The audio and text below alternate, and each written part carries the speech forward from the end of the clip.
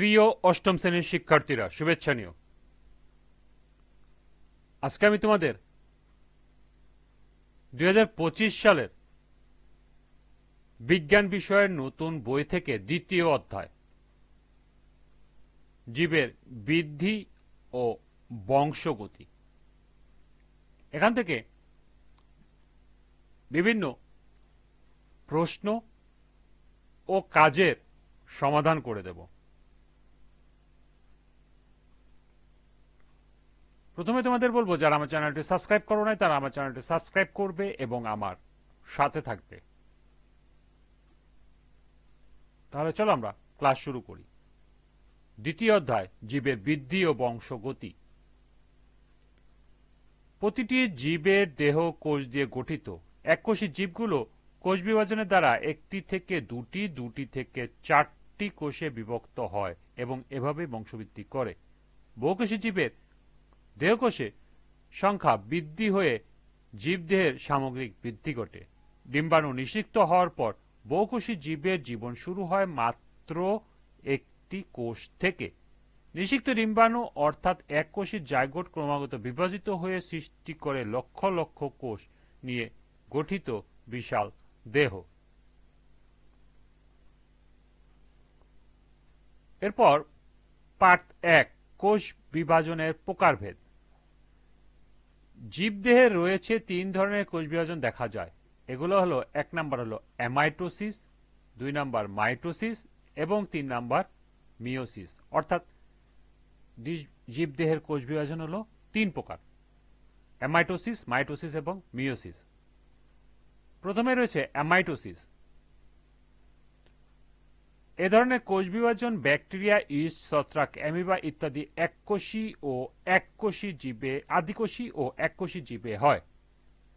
এককোষী জীবগুলো অ্যামাইটোসিস প্রক্রিয়ায় বিভক্ত হয়ে বংশবৃদ্ধি করে। এ ধরনের কোষ বিভাজনে নিউক্লিয়াসটি ডাম্বেলের আকার ধারণ করে এবং প্রায় মাঝ বরাবর সংকুচিত হয় এবং পরস্পর থেকে বিচ্ছিন্ন হয়ে দুটি অপত্য নিউক্লিয়াসে পরিণত হয়। একই সময়ে সাইটোপ্লাজমও মাঝ বরাবর সংকুচিত হয়ে দুটি কোষে পরিণত হয়। এই ধরনের বিভাজনে মাতৃকোষ, নিউক্লিয়াস ও সাইটোপ্লাজম সরাসরি বিভক্ত হয়ে দুটি অপত্য কোষ সৃষ্টি করে, তাই একে প্রত্যক্ষ কোষ বিভাজন বলা হয়।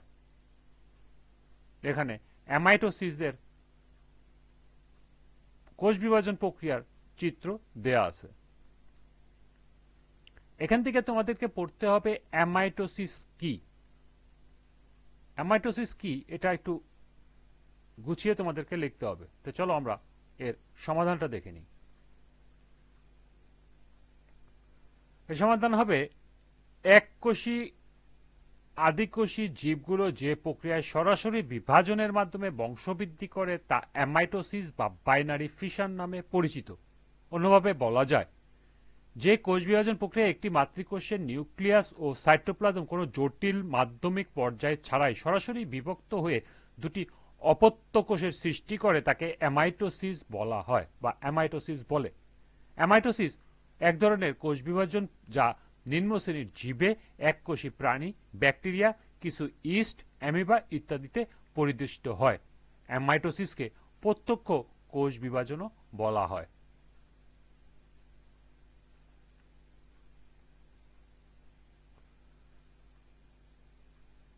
এরপর আছে মাইটোসিস। উন্নত প্রাণীর উদ্ভিদ কোষে মাইটোসিস প্রক্রিয়ায় বিভাজিত হয়। এই প্রক্রিয়ায় মাতৃকোষের নিউক্লিয়াস একবার বিভাজিত হয়ে সম আকৃতির, সম গুণসম্পন্ন ও সমসংখ্যক ক্রোমোজোম বিশিষ্ট দুটি অপত্য কোষ সৃষ্টি করে। মাইটোসিস কোষ বিভাজনের ফলে প্রাণী এবং উদ্ভিদ কোষের দৈর্ঘ্য ও প্রস্থে বৃদ্ধি পায়। এ ধরনের বিভাজনের দ্বারা উদ্ভিদের ভাজক টিস্যুর সংখ্যা বৃদ্ধি ঘটে। এরপর আছে মিওসিস। কারণ মাইটোসিস আর মিওসিস নিয়ে পরে বিস্তারিত আছে, এই জন্য এখানে সংক্ষিপ্তে দেওয়া আছে। জনন কোষ উৎপন্ন হওয়ার সময় মিওসিসে কোষ বিভাজন ঘটে। এ ধরনের কোষ বিভাজনে মাতৃকোষের নিউক্লিয়াসটি পরপর দুইবার বিভাজিত হলেও ক্রোমোজোম বিভাজন ঘটে মাত্র একবার। ফলে অপত্য কোষের ক্রোমোজোমের সংখ্যা অর্ধেক হয়ে যায়। এই বিভাজনে ক্রোমোজোমের সংখ্যা অর্ধেক হ্রাস পায় বলে এ ধরনের বিভাজনকে হ্রাসমূলক বিভাজনও বলে। মাতৃকোষে জনন মাতৃকোষ থেকে পুং ও স্ত্রী গ্যামেট উৎপন্ন হওয়ার সময় এ ধরনের বিভাজন হয়। এবার মাইটোসিসের বিস্তারিত ব্যাখ্যা দেওয়া আছে। প্রথমে আছে মাইটোসিসের বৈশিষ্ট্য। 1. মাইটোসিস কোষ বিভাজন দেহকোষে এক ধরনের বিভাজন পদ্ধতি। এই প্রক্রিয়ায় মাইটোসিস নিউক্লিয়াসটি একবার বিভাজিত হয়। মাতৃকোষের বিভাজিত হয়ে সমগুণসম্পন্ন দুটি অপত্য কোষ সৃষ্টি করে। এ ধরনের বিভাজন মাতৃকোষের ক্রোমোজোমের সংখ্যা এবং অপত্য কোষের ক্রোমোজোমের সংখ্যা সমান থাকে, অর্থাৎ ক্রোমোজোমের সংখ্যা অপরিবর্তিত থাকে।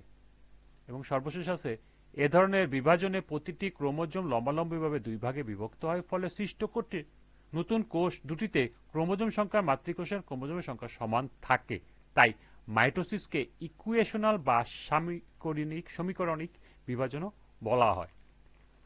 এই গেল মাইটোসিসের বৈশিষ্ট্য।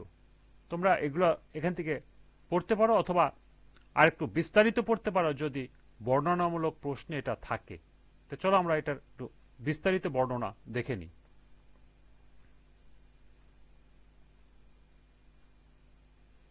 অর্থাৎ এখানে আমি একটু তোমাদেরকে বিস্তারিতভাবে লিখে দিয়েছি, একটু বড় করে লিখে দিয়েছি।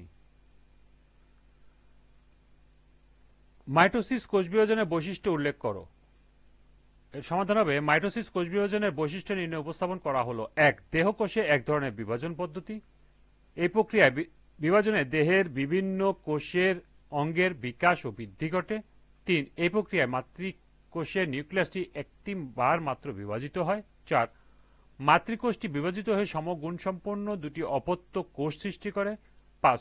সৃষ্ট অপত্য কোষের ক্রোমোজোমের সংখ্যা মাতৃকোষের ক্রোমোজোমের সংখ্যা সমান হয়ে থাকে। 6. এ ধরনের বিভাজনে প্রতিটি ক্রোমোজোমে লম্বালম্বিভাবে দুটি ভাগে বিভক্ত হয়ে যায়। 7. এই প্রক্রিয়ায় প্রথমে নিউক্লিয়াস এবং পরে সাইটোপ্লাজম বিভাজন ঘটে। এবং 8. একবার কোষ বিভাজনে একবার ডিএনএ প্রতিলিপিত হয়।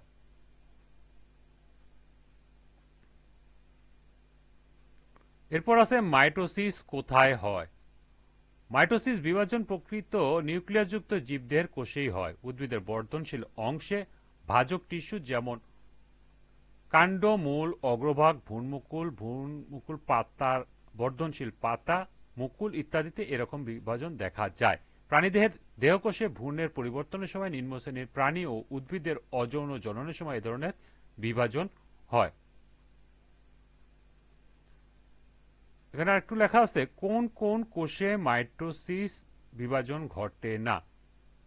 তাহলে প্রাণীর স্নায়ুকোষ, স্তন্যপায়ী প্রাণীর লোহিত রক্তকণিকা, অনুচক্রিকা এবং স্থায়ী টিস্যু এ ধরনের কোষ বিভাজন ঘটে না। তোমাদের এখান থেকে পড়তে হবে মাইটোসিস কোথায় ঘটে। এ ধরনের একটি প্রশ্ন তোমাদের সম্ভাব্য আসতে পারে। তো চলো আমরা এই প্রশ্নের সমাধান দেখে নিই।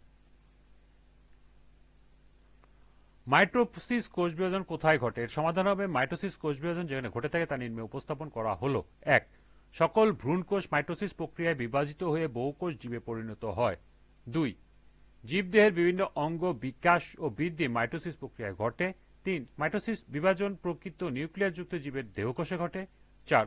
বর্ধনশীল কাণ্ডের অগ্রভাগে, মূলের অগ্রভাগে, ভ্রূণমূলে, পুষ্পমূলে, অগ্রমূলে, বর্ধনশীল পাতায়, ক্যাম্ব্রিয়াম প্রভৃতি অঞ্চলে মাইটোসিস ঘটে। 5. মেরুদণ্ডী প্রাণীর অস্থিমজ্জায়, রোমকূপে, অন্ত্রের ভিলাসকুলো, অন্তর্বর্তী কূপে, ক্ষতস্থানের আশেপাশে সবথেকে বেশি মাইটোসিস হয়। 6. প্রাণীদেহের দেহকোষ ভ্রূণের পরিবর্ধনের সময়, নিম্ন শ্রেণীর প্রাণী ও উদ্ভিদের অযৌন জননের সময় এ ধরনের বিভাজন ঘটে। এবং 7. জননাঙ্গের গঠন ও বৃদ্ধিতে মাইটোসিস ঘটে। তোমরা এগুলো এখান থেকে নোট করে নিতে পারো। আজকের ক্লাসটি এ পর্যন্তই। পরবর্তী ক্লাসে পার্ট 2 মাইটোসিস কোষ বিভাজন পদ্ধতি থেকে আলোচনা করব এবং সম্ভাব্য প্রশ্ন এবং এর উত্তর নিয়ে আলোচনা করব। সবাইকে আবারও বলছি, যারা আমার চ্যানেলটি সাবস্ক্রাইব করে নাই তারা আমার চ্যানেলটি সাবস্ক্রাইব করবে এবং আমার সাথে থাকবে। সবাইকে পরবর্তী ক্লাস দেখার আমন্ত্রণ জানিয়ে আজকের মতো আমি এখানে বিদায় নিচ্ছি। আল্লাহ হাফেজ।